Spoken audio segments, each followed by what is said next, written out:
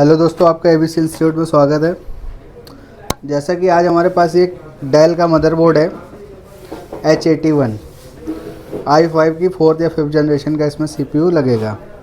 तो आज जो हम इस बोर्ड में फाइंड करेंगे इसके रैम सेक्शन के बारे में। लास्ट टाइम जो हमने पढ़ा हुआ था वो पढ़ा था VRM सेक्शन क्लियर है।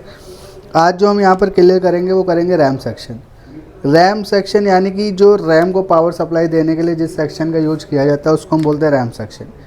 इस सेक्शन में मिनिमम आपको 1 और मैक्सिमम 5 मॉसफेट मिल सकते हैं। इस सेक्शन की जो पावर सप्लाई होती है वो ATX पावर कनेक्टर के पिन नंबर 1 या 4 से होती है। इसमें एक IC लगी होती है जिसका नाम होता है रैम IC क्या करती है, जो मॉसफेट लगे हुए हैं उनके गेट को कंट्रोल करेगी। ठीक है, तो ये हमारा रैम सेक्शन है। इसके डायग्राम देखते हैं, 3 अलग अलग डायग्राम होते हैं। कैसे कैसे डायग्राम होता है इसका वो देखते हैं हम बोर्ड पे। तो सेक्शन का नाम है रैम सेक्शन।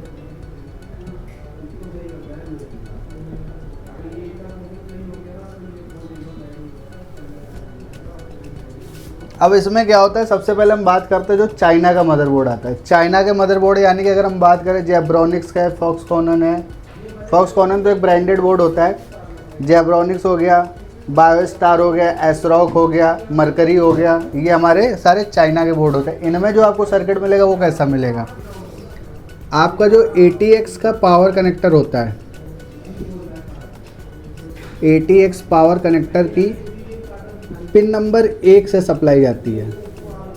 और पिन नंबर 1 में आपको पता है कितनी सप्लाई आती है, 3.3 वोल्ट। और ये बहुत सिंपल सा मदरबोर्ड का सेक्शन होता है। इसमें क्या होगा, यहाँ से सप्लाई चलेगी, एक आपको यहाँ पर एक पोलराइज कैपेसिटर मिलेगा, देन यहाँ पर एक आपको एक मॉसफेट मिल जाएगा,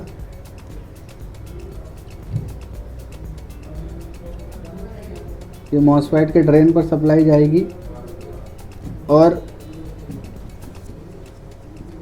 इसका गेट IC से कनेक्ट होता है और यहाँ से रैम की आउटपुट सप्लाई निकलेगी और एक कैपेसिटर लग जाएगा और सप्लाई आपकी चली जाएगी रैम में। अब रैम में सप्लाई जाएगी क्या, जैसे कि आपकी DDR1 है तो 2.5, DDR2 है तो 1.8, 3 है तो 1.5, 4 है तो 1.2 और 5 है तो 1 इसी के अकॉर्डिंग सप्लाई जाएगी। डिपेंड करता है बोर्ड में कौन सा बोर्ड है, ठीक है, कौन सी रैम लगी हुई है। दूसरा जो सर्किट होता है उसमें 2 मॉसफेट आपको मिलेंगे। इसमें क्या होता है, पिन नंबर 1 या 4, 1 से भी जा सकती है और 4 से भी जा सकती है। 1 पे जो सप्लाई आती है वो आती है 3.3 और 4 पे जो सप्लाई आती है वो कितनी आती है, 5 वोल्ट। ठीक है, यहाँ से सप्लाई चली, आपको एक इनपुट में कॉइल मिल सकती है। कॉइल के बाद एक यहाँ पर आपको एक कैपेसिटर मिलेगा। अब इस सर्किट में 2 मॉसफेट का यूज होगा, एक प्राइमरी और एक सेकेंडरी। यहाँ पर जो मॉसफेट लगेंगे वो 2 लगेंगे।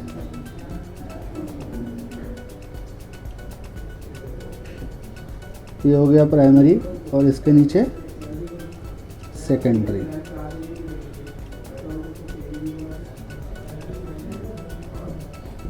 और सेकेंडरी का सोर्स ग्राउंड होता है और गेट IC से कनेक्ट होते हैं। ये हो गया आपका प्राइमरी मॉसफेट और ये हो गया सेकेंडरी मॉसफेट। अब जो रैम को सप्लाई जाएगी वो यहीं से निकलेगी, कॉइल, कैपेसिटर और रैम। ये यहाँ से रैम में चली जाएगी, रैम स्लॉट के अंदर चली जाएगी। 2 सर्किट ये मिलेंगे और एक जो सबसे ज़्यादा सर्किट मिलता है 3 मॉसफेट का गीगाबाइट के मदरबोर्ड में मिलता है, वो कौन सा सर्किट होता है वो मैं आपको दिखा मिलेगा। G41 वगैरह के मदरबोर्ड में ज़्यादा सर्किट यूज होता है। इसमें फिक्स है ATX पावर कनेक्टर की पिन नंबर 4 से 5 वोल्ट यहाँ पे जाएगी। यहाँ से 5 वोल्ट गई, सबसे पहले एक आएगी कॉइल पे, फिर कैपेसिटर, अब यहाँ पर एक आपको ऐसा मॉसफेट मिलेगा जो क्या करेगा, कुछ इस तरह से मॉसफेट मिलेगा।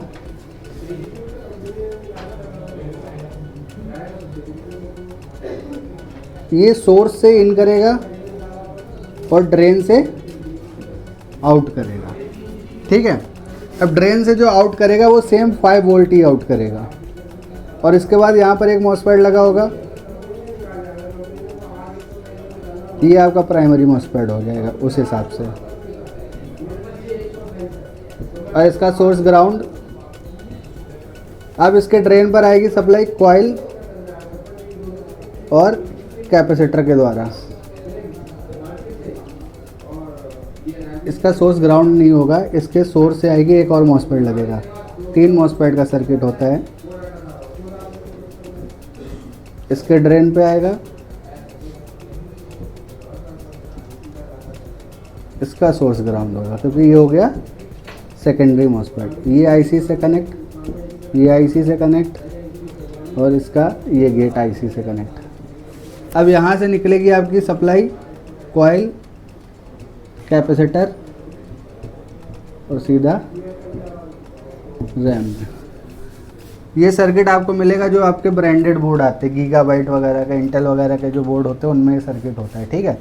फॉक्सकॉन में भी मिल जाएगा आपको। तो ये 3 सेक्शन मिलेंगे आपको। अब ये बोर्ड में किस तरह से दिखेंगे, किस तरह से आपको ट्रेस करना है वो मैं आपको बताता हूँ, ठीक है। तो हम बोर्ड में देखते हैं इसको। तो सबसे पहले ये हमारा ATX पावर कनेक्टर है। इसमें हम पिनों को फाइंड करेंगे। पिन नंबर 1 2 3 4 कैसे फाइंड करते हैं, ये लाइन दे रखी हुई होती है, लाइन से 1 2 3 4। लेकिन अगर जिस बोर्ड में लाइन नहीं होगी, जिस मदरबोर्ड में लाइन नहीं होगी तो उसमें आप कैसे फाइंड करोगे। पिन नंबर 13 और पिन नंबर 1 और पिन नंबर 2 ये आपस में बीप करेगी, बट इधर ऐसा कुछ भी नहीं होगा, ठीक है। तो इसमें जो सर्किट है वो 4 नंबर के पिन से 1 2 3 4 नंबर से आप उठाओगे। ये कॉइल लग रही है इनपुट में, तो इस कॉइल को आप चेक करना चाहते हो तो चेक कर सकते हो, या सीधा आप मॉसफेट पे भी चेक कर सकते हो। मॉसफेट के सोर्स पे ये सप्लाई आ रही है, ये कॉइल लग के इन मॉसफेट के सोर्स पर सप्लाई आएगी, ठीक है। इन दोनों मॉसफेट ने सोर्स से इन किया और आउट कहाँ से करेंगे, दोनों के ड्रेन भी आपस में कनेक्ट होंगे, कनेक्ट है ना।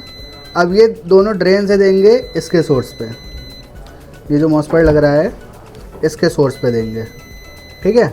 अब ये जब ड्रेन से आउट करेगा तो इसके सोर्स पे आएगी, यहीं से ये कॉइल लगेगी, ये कैपेसिटर लगेगा और सप्लाई सीधा चली जाएगी रैम स्लॉट के अंदर। तो इसमें जो टोटल मॉसफेट यूज हो रहा है 1 2 3 4 मॉसफेट यूज हो रहे हैं।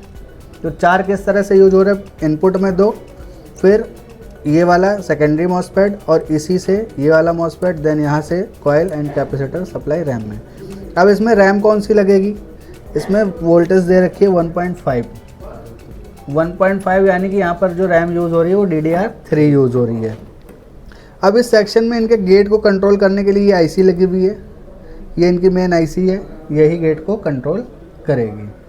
जितने भी मॉसफेट है सारे गेट यहीं से कंट्रोल होंगे। किसी भी कंडीशन में अगर आपके पास रैम का फॉल्ट आता है, डायग्नोस्टिक कार्ड लगाओगे, C1 E1 से रिलेटेड फॉल्ट आएगा, तो सबसे पहले आपने क्या करना है, जो रैम सेक्शन की या यहाँ पर रैम लगी होगी तो रैम के ऊपर की आप आउटपुट सप्लाई चेक करोगे। अगर इसके ऊपर 1.5 नहीं मिल रही है, फिर हम 1 बाय 1 सबसे पहले इनपुट चेक करेंगे, आउटपुट चेक करेंगे। इन कर रहा है, आउट नहीं कर रहा है तो उसके गेट पे देखेंगे, गेट पे नहीं आ रही तो आईसी से रिलेटेड प्रॉब्लम है। गेट पर आ रही है फिर भी मॉसफेट नहीं आउट कर रहा है तो मॉसफेट आपका ख़राब हो सकता है। तो इस तरह से स्टेप बाय स्टेप हम सर्किट को चेक करेंगे, ठीक है। तो इसको चेक करो।